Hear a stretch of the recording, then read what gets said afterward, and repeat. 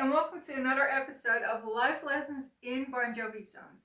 And we're at the 12th and final song of the New Jersey album, which is called Love for Sale. And I have great news for you because this album was designed to be a double album. So it actually got I think almost as many songs as these 12. So we have like a dozen songs still waiting for us to be, dissected and um, thought about, pondered on. Because there were so many songs written because they thought that they wanted to have a double album, and that never got made, or it never got approved by the record company. So it is the final song, technically, of the official release, but it's not the final song that is tied to this album. And we're going to cover the other ones, so I plan on doing that this year. So it's called New Year, New Jersey, and in 2026, I want to cover all the songs that were made for this album. So here you see like a spread from the book Forever, which was released, I think, 2023, 2024. And it's all the lyrics, and but these are more like the high profile songs. This is just here to kind of like to give a little, I don't know, like a little illustration, because Love for Sale is not here. It was not a high profile song. In fact, the song, as I've included the song below in the description box, so you can listen to it. It's actually a demo. It sounds like a demo. Technically, it is a demo, and but yeah, they included it. So it was definitely not a high-profile song, and but it was played live a couple of times. It's an acoustic song, and it was also played acoustically, and it was only played one time with the whole band. So with electric, it was played plugged in instead of acoustic, and that was in Red Bank at that's in New Jersey, in one of the Christmas shows. So for years on end, Bon Jovi was in the habit of doing a show in their home state in every December called a Christmas show, and um, yeah, that was the only time where they played Love for Sale plugged in with electric guitar, and I will give you that link below as well. And that song really, or that performance, that's when he really acknowledges that it was very much inspired by Elvis music. He has a little story at the beginning of uh, of doing this song, a little story, and he says like, I put my best Elvis record on. So there was definitely that kind of like hint what inspired this song musically. So the title itself, Love for Sale, is it's exactly about what you think it is about. And this is YouTube, so I'm going to kind of like use different names or use different words. So Love for Sale, I'm assuming that you know what it is about. And I don't know. Yeah, let's just use this word love for sale. And yeah, so I'm going to say love for sale if we discuss this. The thing it stands for that I can't say on YouTube. I'm not helping here. Are you still following me? Are you still following me? Okay. So so it was very open and honest in a way. And it's very strange because I always knew that New Jersey was my favorite album, but I didn't understand why. I mean, I even thought at times that it was like a musical thing, that it was like, oh yeah, this is really the best or the most interesting thing musically exactly. And I'll get back to you in a moment with that. But you know, the most fans, or there are a lot of people that have New Jersey as their favorite album, and they can very. It's very well possible that they do have kind of like intrinsic or musical reasons for favoring this album. It's just that for me, that's not really how I operate. So for me, thinking that I had those kinds of motivations to think this was the best album, that was, that was weird because it was me. And in 1995, they released These Days, and that's kind of like the fan favorite. So, like, I think like 60% has These Days as favorite album, maybe 65, 70% of the fans, I don't know. And the rest is all New Jersey. So I'm kind of like talking about hardcore fans who have all their 20th century albums. You don't have to be that hardcore to have, like they will be divided into like 60% These Days favorite album, and 30 to 40% New Jersey. So I never really considered that there was something weird about favoring this album, and then I had to prepare for this song, and it's about love for sale. It's about that word or that profession that I cannot talk about here on YouTube, and I realized, oh, there's two songs also coming up later on in the outtakes, in the songs that were written for this album but that were not included, that are very they're very explicit. Let's just put it that way. No, like they're the kind of songs where I'm like, okay, I don't know how comfortable I am that I chose this topic, that I chose this word, that I have to, like speak about that here on YouTube, or maybe I am very excited to speak about it on YouTube. I'm not sure yet. If you're curious about what those songs are, I've included the list below. It's called like Rolling List of Bon Jovi Outtakes or something, and it's chronological, so you can just see like, oh, these are all the songs that have this a thumbnail. And those are songs from the New Jersey album, and then you can see the final two that I put on that list. So those are the kind of like the songs that we're going to close the year with. The final two are the most explicit ones, where I'm like, I don't know if I like the idea of having to talk about it or not, but yeah. Anyway, so you can check that if you want to know what's coming up in later this year, you can check it out. So I have those two songs waiting for me at the end of 2026. I have Love for Sale here, closing this album, being about love for sale. And I realized that I like this album because it is the most explicit one. It is the most it's the it's explicit one. It's the most cheeky one. It's in that sense the boldest one, and it's the most unapologetic one. I'm kind of like, I'm loving it, even just thinking about all these words to describe it. So having to talk about love for sale today really made me realize that it's not really a standalone thing, that this song is so explicit and so daring in its topic choice.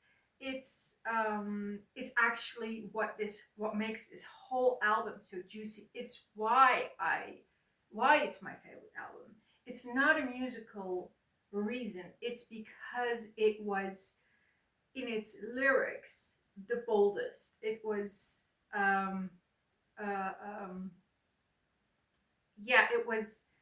it was the kind of like the clearest. It was, maybe you could say it was the dirtiest. Yeah, let's just go say this is the dirtiest album. This is Bon Jovi's dirtiest album. And that's why I like it. So that doesn't mean like other people can like this one, prefer this one, think it's their best because of musical reasons. But I'm now ready to say, yeah, that's because it's their dirtiest album, in particular with all the extra songs. So, uh, yeah, that's really what this song made me realize about this album. And I have no idea how long I'm already talking about this. I think it would be very great to just cap it here and just, give you a life lesson and go. But I have one story for you, and I think, I should not withhold that from you. So,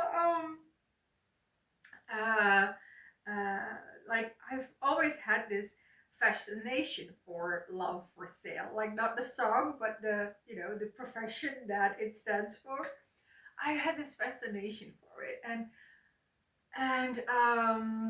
uh, and I grew up in the 90s, or I grew up in the 80s, and in the 90s I was in my 20s, and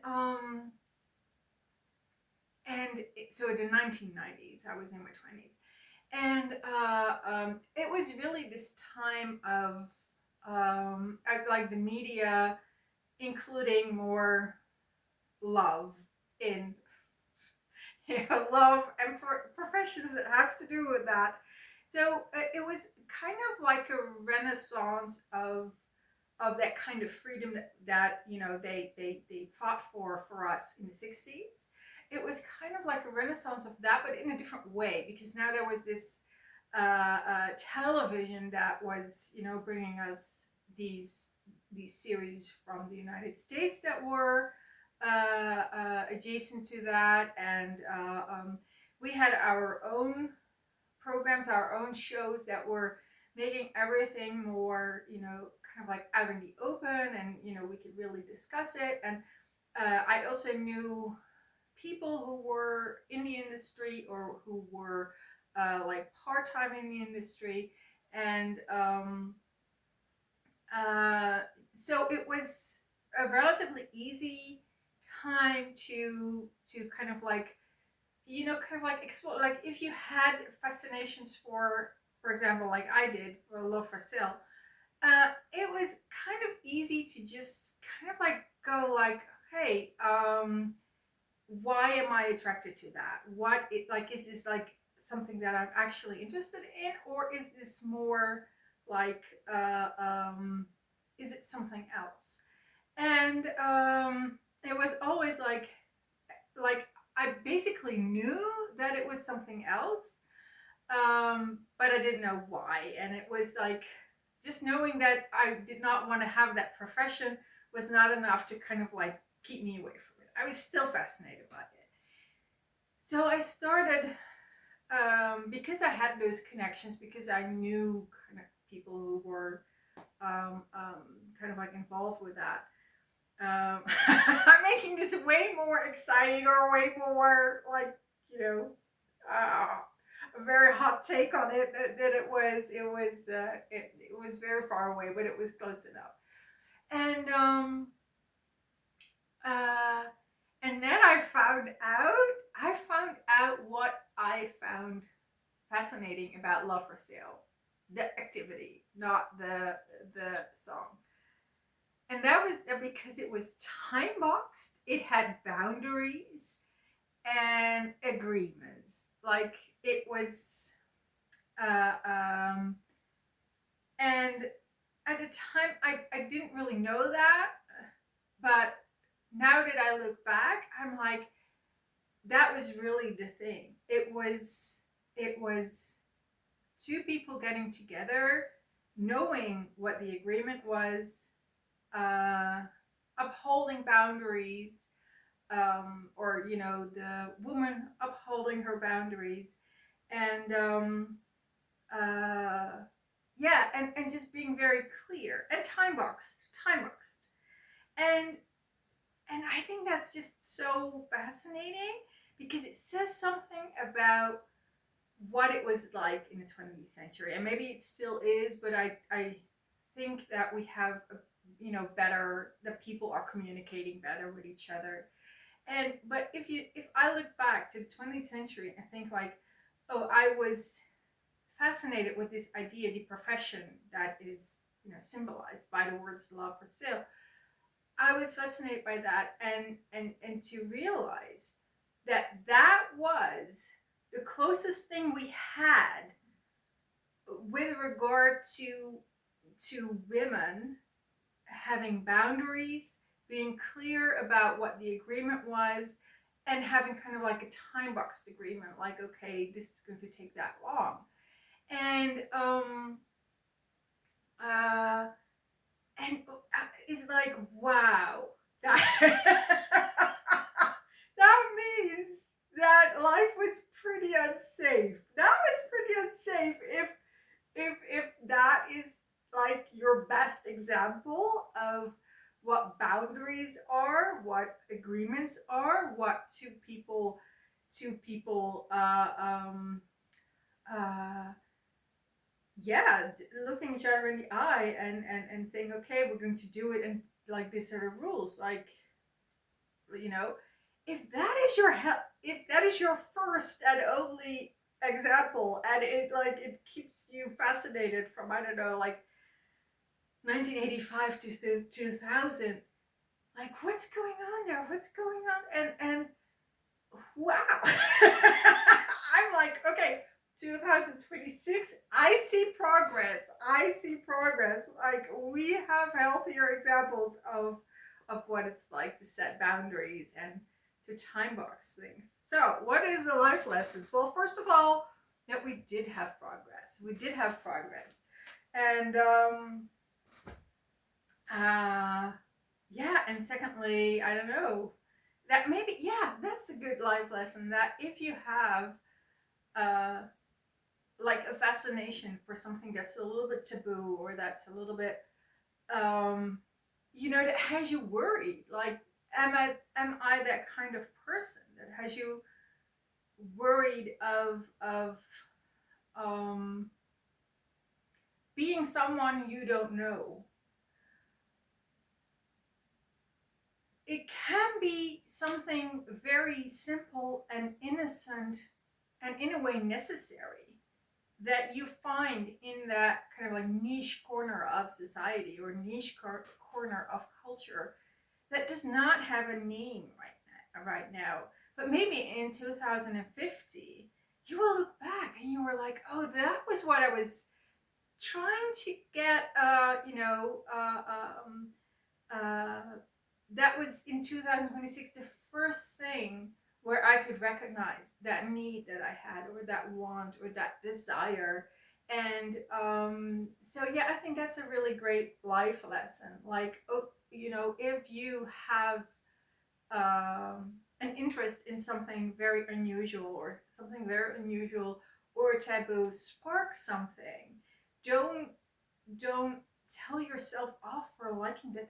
There's investigate what's there, investigate why you what does that thing offer you, that in all probability the rest of your life or the rest of society is not offering you, and probably because they haven't figured it out yet. It's just not included yet, because we are ever evolving, ever progressing, and not everything is here yet. Some things are only there in very niche corners of our society, and allow yourself to investigate it, and to be curious about what it is that draws you in.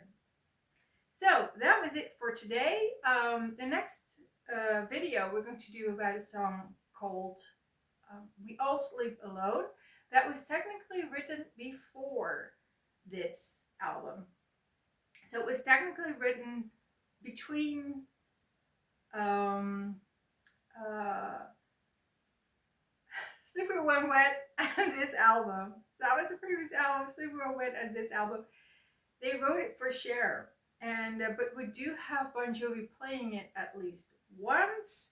So it was a Bon Jovi song, and it was performed by the band, and we're going to do it next time. So see you there. Bye.